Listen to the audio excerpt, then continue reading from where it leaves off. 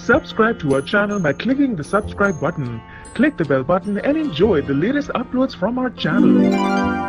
Hello HS community, नमस्कार, welcome to hungry spirit channel. स्वागत है आपका आपके अपने चैनल हंग्री स्पिरिट्स में। तो एपिसोड आपने देखा और आपने बहुत ही बढ़िया बढ़िया रिव्यूज भी भेजे। तो अनुपमा के रिव्यूज और फिर ये रिश्ता क्या कहलाता है के भी रिव्यूज आपने भेजे हैं। तो चलिए सुनते हैं लगातार। पहले वही गुजारिश, वही निवेदन, जिन्होंने अभी तक आपका अपना चैनल हंग्री स्पिरिट सब्सक्राइब नहीं किया है, वीडियो के नीचे दिए गए लाल बटन दबा दें और चैनल को सब्सक्राइब कर दें और साथ में बेल आइकॉन भी दबा दें ताकि आपको वीडियोस के नोटिफिकेशन मिलते रहे। धन्यवाद। हेलो अंजू जी, हेलो नवीन सर जी, आपको और मेरी सारी फ्रेंड्स को मेरा नमस्ते। आज के शो में अनुपमा का राही को खाना खिलाना ये कह के समझा के कि तू भी बीमार बेटा, अभी तो हॉस्पिटल से आई। एक माँ जितना कर सकती थी वो करती है, बहुत अच्छे से करती है, बहुत अपने तरीके से समझाती है, सब करती है। पर आज राही का अनुपमा पे चिल्लाना और समझ निकालना कि आपको नहीं समझ में आ रहा क्या, मैं मना कर रही हूँ, मेरा मन नहीं, जो भी है, पर एक माँ खिला रही है उसके तरफ नहीं है। हाँ, माना कि राही के दिमाग में बहुत तकलीफ है, अभी उसको अपना उसका पति नहीं अभी नई नई शादी हुई और पति गायब है, फ़ोन नहीं उठा रहा है, पता नहीं, और वो वीडियो भी देख लिया तो क्या होगा कैसे, ये सब जानते हम समझते, फिर भी सामने कौन है, माँ है। तो यहाँ ये क्यों नहीं समझा रहे। अच्छा, सच में इस जगह कोई और होता, अनुपमा की जगह, वो उस पर क्या राही ऐसा चिल्लाती क्या, मोटी बा पे चिल्ला पाती, ख्याति पे चिल्ला पाती, या फिर बलीला बा पे चिल्लाती, या किस पे चिल्ला पाती क्या, कभी नहीं चिल्ला पाती वो ऐसा ही जिससे वो अनुपमा को है ना। अनुपमा को ये सब ऐसा हम जो भी बोलते चलेगा और फिर एक सॉरी बोल देना, बात खत्म करना, क्योंकि वो माँ है इसलिए सुन लेगी, समझेगी, उसी ने सबने को समझना है। क्योंकि वो अनुपमा का दिल अपनी बेटी के लिए नहीं दर्द हो रहा कि मेरी बेटी की मैंने अभी कल ही शादी की, उसको नहीं तकलीफ हो रही होगी कि प्रेम नहीं है घर में, तो उसका भी दर्द उतना ही बड़ा है। अगर राही का ही सब अगर रिश्ता है तो क्या अनुपमा का या फिर बाकी किसी और का नहीं है क्या। तो यह मुझे थोड़ा ओवर एक्टिंग लगी, कहीं से भी समझदार नहीं लगती, कहीं से वो प्रेम करती है, प्रेम की ये पर क्या करती है, और वहाँ पे वो स्पंजिंग कर रही, वो भी बकवास। और स्पंजिंग की क्या जरूरत थी, वो तो और उसको तो कुछ याद नहीं, उसको शावर लेने के लिए कह देते तो कुछ भी कह सकती थी, उसको ना कहीं चोट लगी है ना कहीं कुछ लगा है। तो वो अजीब सा लगा मुझे, और जाए हो गया लगा। वो बात करना, पति के साथ पूछना, उससे बात करना, गले लगाना, वो सब अपनी जगह सही ठीक है, बट यहाँ वो नहीं। और बात की तो क्या कर लिया, बात करके भी पूछा उससे बताया कि मेरा सर चकराया ड्रिंक पीने के बाद, वो झगड़े के पहले मेरा या फिर झगड़े के बाद मेरा सर चकराया। अब वो सर क्यों चकराया ये तो पूछना चाहिए जब उससे कुछ खाया नहीं पिया नहीं, उसने कहा नॉर्मल ड्रिंक था। जब उससे ये कहा कि जो कैफे ऐसा था, तो वहाँ पे कहीं ना कहीं उसकी शक की सुई मोहित पे उठनी चाहिए थी। एक तो अनुपमा ने जब पूछा तब भी राही ने ये कह दिया कि मोहित पे विश्वास है, मोहित ऐसा नहीं है।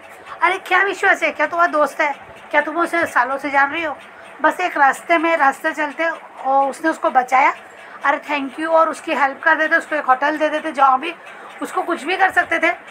तुमने जो घर लिया था अपने लिए किराए पे, वो घर पे बोलते थे कि वहाँ रुक जाओ तुम, तो यहाँ अपने घर में लाना एक तो बेवकूफ़ी वाली हरकत है। अब ये प्रेम का भी स्क्रू ढीला ही लगा मुझे, क्योंकि वो क्यों नहीं समझ पा रहा है कि मेरी अभी भी शादी हुई है, मेरे घर में बच्चे हैं, मेरी बहन है, वो दामाद बेहतर, वो तो दिखेगा ना किसी पे शक करता ही रहता है वो। तो यहाँ प्रेम भी हराई की हाँ में लगा रहा है, तो मुझे वो भी सही नहीं लग रहा।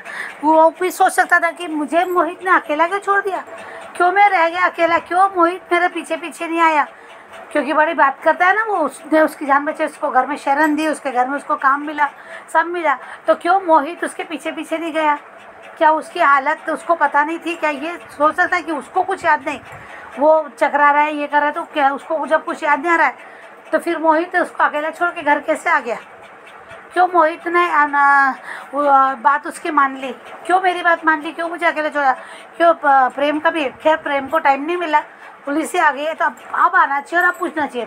और रही बात है, राही भी सोच सकती है राही, अब उसने अनुपमा ने पूछने के बाद अनुपमा को पूरा बताया नहीं, अनुपमा ने भी उससे पूछा कि क्या बात हुई प्रेम से, उसने तभी ये बता दी थी कि सैर चकरा, तो अनुपमा का दिमाग चलने लगता था, क्योंकि मोहित और प्रेम के अलावा वहाँ कोई ऐसा नहीं था जो उसके साथ कुछ ऐसा हो सके। यहाँ राही ने भी ये गलती कर दी। रही बात ख्याति का, दिमाग चलता तो है, वो शक तो करे उस मोहित पे, क्योंकि अनजान है, उसके हाव भाव से उसको देख रहे, घर में घूम रहे, ये कर रहा है, सफ़ेद दिख रहा है उसको, तो वहाँ ख्याति तो भी चलो समझदार दिखती है। रही बात माही की बात, मैं बोलूँगी कि माही का खुलेआम हो रहा है। अब ऐसा नहीं है कि वो सिर्फ यानी बच्चों के सामने कर रही है, जैसे परी के सामने करी है, ईशानी के या इन लोगों के सामने करी। अब ये बापू जी, इसको किसी का लिहाज नहीं रहा, किसी का डर नहीं रहा कि कल क्या होगा, मुझे सब धमकी दे रहे हो, सही में हो गए तो ये लड़की पर अभी ठीक है, प्रेम का सबको डर है कि प्रेम की लिए सबको चिंता है, प्रेम पुलिस कंप्लेंट में, तब तक ठीक है। पर उसके बाद क्या, उसके बाद फिर माही का इलाज करना बहुत ज़रूरी है। माही को ऐसे हल्के में नहीं ले सकते ना, वो उसके लिए खुद के लिए अच्छा है ना किसी और के लिए, तो डेंजर साबित होगी। तो या अगर ऐसा हल्के में और ये ले रहे, जैसे हमेशा से इन बातों में बहुत अलर्ट थी। और मुझे नहीं लगता कि शाह परिवार में काव्या वनराज और अनुपमा की कहानी किसी को पता है नहीं है। हमने परी के से भी सुन ही लिया उस दिन जब वो माही को बोलती है। तो यार मुझे लगता है कि ये हल्के में लेना, यानी बेवकूफ़ी वाली निशानी दिख रही है। रही बात अनुपमा का जो प्रोमो है, अभी दिख रहा है कि राघव मदद करेगा, तो राघव ने बताया तो वो पकड़ तो जरूर लेगी, क्योंकि प्रेम रिहा भी हुआ और लड़का भी दिखा है पुलिस में, हमने देखा उससे पूछताछ करते हुए पराग को उससे डांटते हुए चिल्लाते हुए, जब हमने देखा तो वही लड़का था। तो यहाँ जो होगा तो वो राघव की वजह से, तो राघव ऐसे ही दिल में जगह बनाएगा शायद वो लोगों के, मोहल्ले वालों के, इसमें तो इस टाइप से राघव की कहानी ऐसे आगे बढ़ेगी। अनुपमा हेल्प करेगी, अनुपमा जब तक उसकी माँ नहीं आती तब तक, तो अनुपमा ने कहा ही है कि तुम यहीं रहोगे बापूजी। और आज राघव में भी अच्छा लगा कि वो अनुपमा का डर से, तो इसलिए उन्होंने देखा भी, वो वीडियो भी दिखाया अनुपमा का राघव को। तो देखते हैं आगे क्या होता है। Thank you so much Anju ji, thank you so much Naveen sir ji. Hello Anju ji, Naveen ji नमस्ते, और सभी को सुजाता का प्यार भरा नमस्ते। आज का एपिसोड देखा, ठीक था। ये अनुपमा किसी तरह राही को खाना खिलाने की कोशिश करती है, लेकिन राही तो अपनी उसमें परेशानियों में इतनी वो है घिरी हुई है कि उसको अपनी माँ का जेस्चर भी नहीं दिखाई दे रहा। क्या करना चाह रही है, क्यों करना चाह रही है? अरे अगर जैसे तुम प्रेम की पत्नी हो, वो भी तुम्हारी माँ है, और अभी उसने बिल्कुल सही कहा, अभी तुम हॉस्पिटल से आई हो, तो कम से कम अपने सेहत का ध्यान तो रखो। और मोहित को तो पता ही नहीं है कि अनुपमा किस जो है ना चिड़िया का नाम है, और वो तो इतनी वो है उसकी निगाहें इतनी शार्प है कि जो है वो अनुपमा उड़ती चिड़िया के भी पर गिन ले। तो ये मोहित किस खेत की मूली है। और जब वो कहता है कि मेरी वो प्रेम की माँ क्या कम थी, अब जो ये राही की माँ भी आ गई है। और उधर अनुपमा की जो सिक्स सेंस वो है, तो सिक्स सेंस जो उसकी है, तो वो बिल्कुल सही है कि वो जब उसने कहा है कि ये मोहित मेरे को खटक क्यों रहा है, क्योंकि जब उसके पास से हमेशा नेगेटिव वाइब्स आएंगी, पॉजिटिव वाइब्स आएंगी ही नहीं, तो वो खटकेगा ही ना इंसान। और इसकी तो जो है इंस्टिंक्ट इतनी वो है, बढ़िया है, और जो इसका जो ये सोचती है जिसके लिए, वो वैसा ही निकलता है। अब जैसे ये राघव को पता है कि ये राघव जो है सही है, क्योंकि इसकी एक तो जो है उसकी माँ ने भी, और इसकी खुद की जो छठी इंद्रिय है वो जो है वो हमेशा वो सही रहती है, जो वो कहती है वो सही होता है। और ये बापूजी कहीं जा रहे हैं, तो राघव ने पूछा है, तो बापूजी ने उसको सब कुछ बता दिया है, और वो वीडियो भी दिखाया है। तो राघव ने जो देखा है, और वो तो क्योंकि वो तो खुद जेल में रह के आया है, उसको पता है कि कौन कैसा है। और वो उसने वो जो जिसको वो देखा है, वो भी बता रहा है कि जो है ये भी अपराधी है। और इधर माही जो है, माही तो क्या, तो अपने खुद के ड्रामे ख़त्म नहीं हो रहे। वो प्रेम के लिए प्रेयर कर रही है और पता नहीं क्या क्या क्या। फिर किसी तरह से ये प्रेम घर आया है, उसको नहीं कुछ याद है, क्योंकि अब मोहित ने उसमें अपनी जो नशे की दवा मिलाई थी। तो वो कह रहे हैं कि मेरा जो है ना प्लान बिल्कुल सॉलिड है। भले ही तुमने अपना प्लान सॉलिड जो है बनाया, लेकिन ये अनुपमा के पास जो कटर है ना, कटर जिससे जाल काटते हैं, वो तुम्हारा बिछाया हुआ जाल वो 1 मिनट में काट के रख देगी। पर अभी इसने जो है ना इसको अनुपमा को हल्के में ले लिया है कि जो शायद ये कर ही क्या सकती, हो सकता है मन में ये सोचा हो। अभी मुझे पता नहीं इस बारे में ज़्यादा। और ये सब केले चाय लेकर आई है और वो कहती मैं राही के साथ पीऊँगी, और उधर ख्याति भी कह रही है कि मैं प्रेम के साथ पीऊँगी। और प्रेम आया, उसे कुछ याद ही नहीं है। उसकी गाड़ी क्लिफ के पास थी जहाँ अब ये तो मोहित का, क्योंकि उसने कल के एपिसोड में अनुपमा ने उसकी वो जो मोहित का फ़ोन बजा देना कि पैसे भेज देना। तो अब कैसे क्यों अभी अभी तो वो अहमदाबाद आया है, तो कौन पैसे मांग रहा है उससे? ऐसा कौन है जो उसको ऐसे कह रहा है?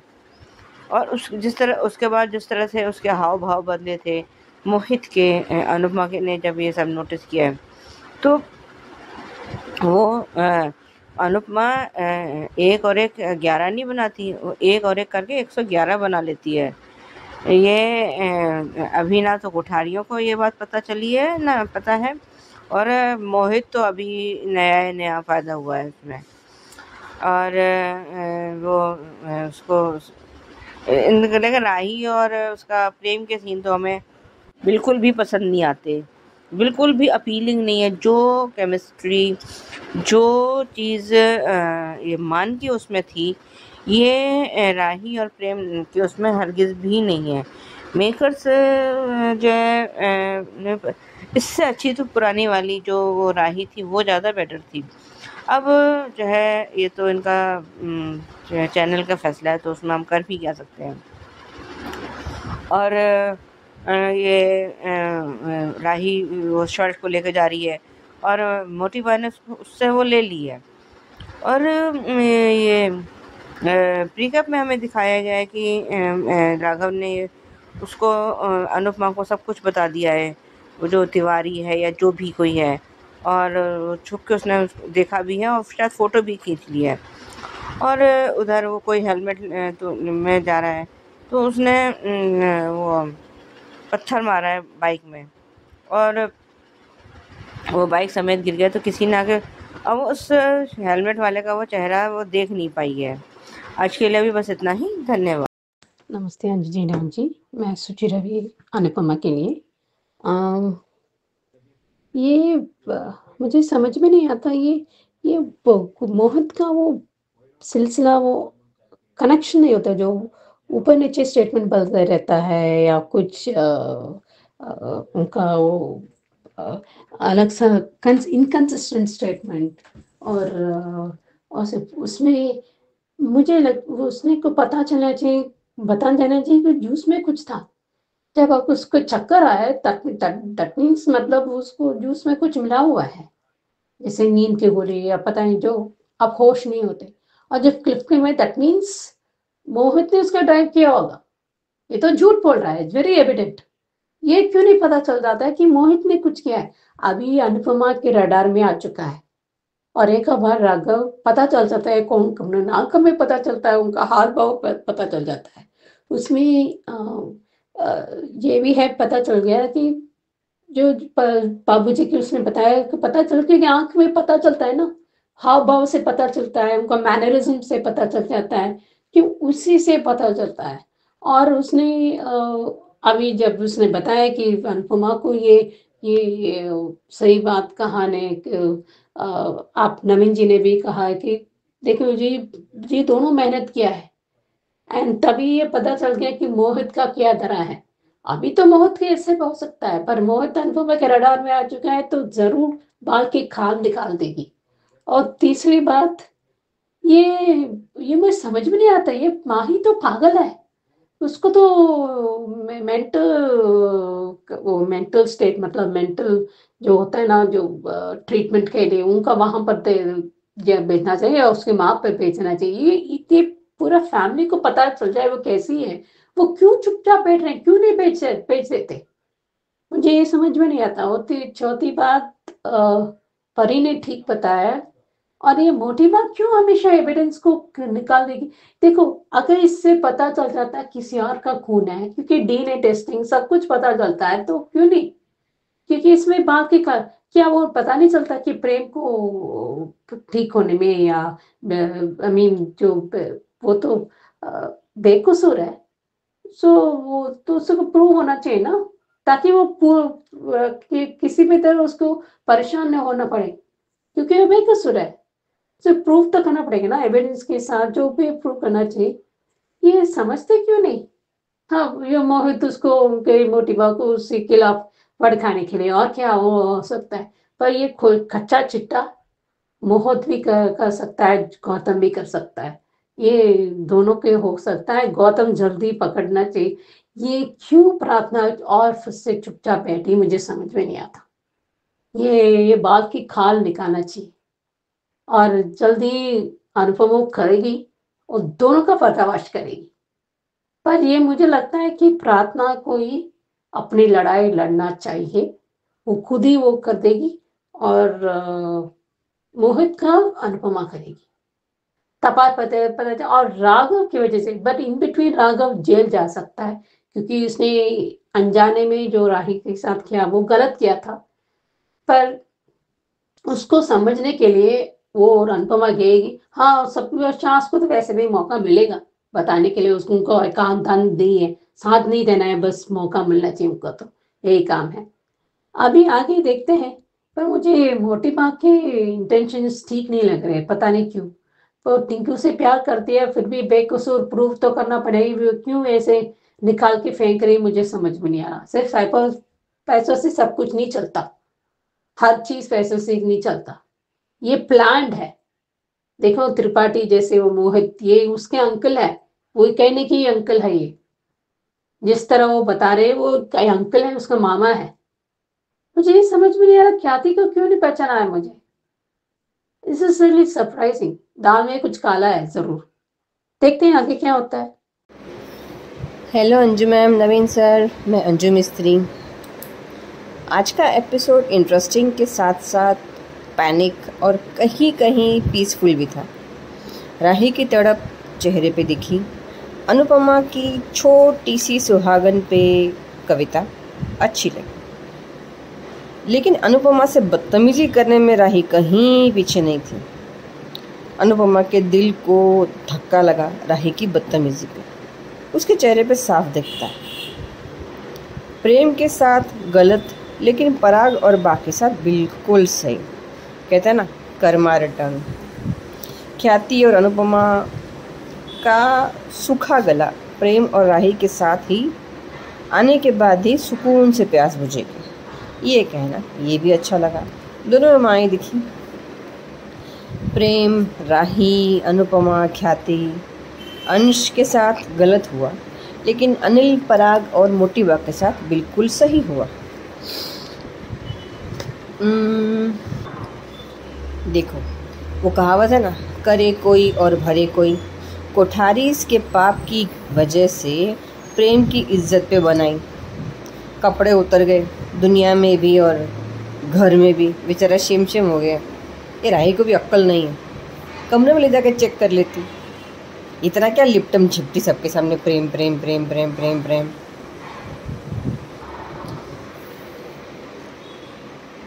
मेरा मानना है कि ऊपर वाले का हिसाब ना बिल्कुल सीधा है कि अगर माँ बाप ने गलती की है तो सज़ा माँ बाप को तब मिलती है जब औलाद तड़पता है।